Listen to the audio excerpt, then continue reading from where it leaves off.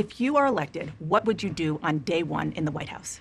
Well, there are a number of things. I will tell you first and foremost, one of my highest priorities is to do what we can to support and strengthen the middle class. When I look at the aspirations, the goals, the ambitions of the American people, I think that people are ready for a new way forward.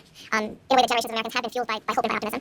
I think sadly, in the last decade, we have had in the former president someone who has really been pushing an agenda and an environment that is about diminishing the character and the strength of who we are as Americans, really dividing our nation, and I think people are ready to turn the page on it. So what would you do day one? One of your campaign themes is we're not going back. But I wonder what you say to voters who do want to go back when it comes to the economy specifically, because their groceries were less expensive, housing was more affordable when Donald Trump was president.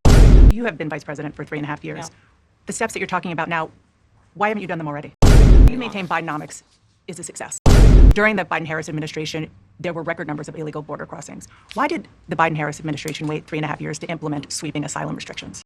How should voters look at some of the changes that you've made in your policy? Is it because you have more experience now and you've learned more about the information? Is it because you were running for president in a Democratic primary? And should they feel comfortable and confident that what you're saying now is going to be your policy moving forward? You were a very staunch defender of President Biden's capacity to serve another 4 years. Right after the debate, you insisted that President Biden is extraordinarily strong. Given where we are now, do you have any regrets about what you told the American people? No, not at all. Not at all. In the last decade of what I believe has been contrary to where the spirit of our country really lies. But the last decade, of course, the last 3.5 years has been part of your administration.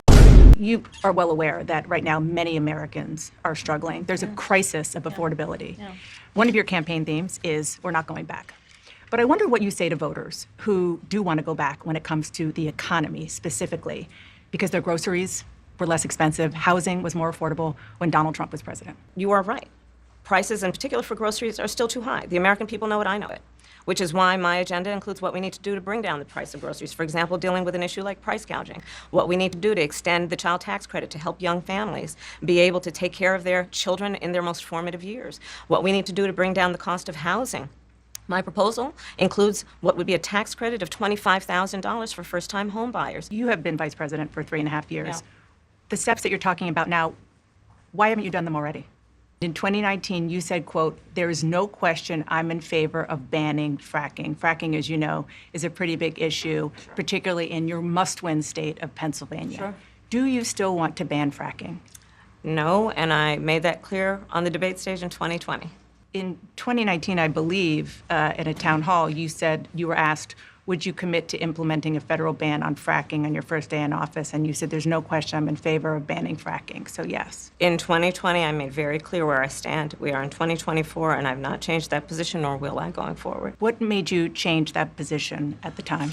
Well, let's be clear. My values have not changed. And was there some policy or scientific data that you saw that you said, oh, okay, I get it now?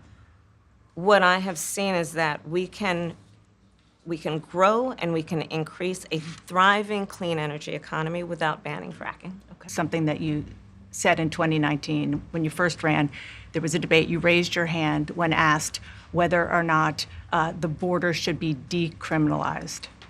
Do you still believe that?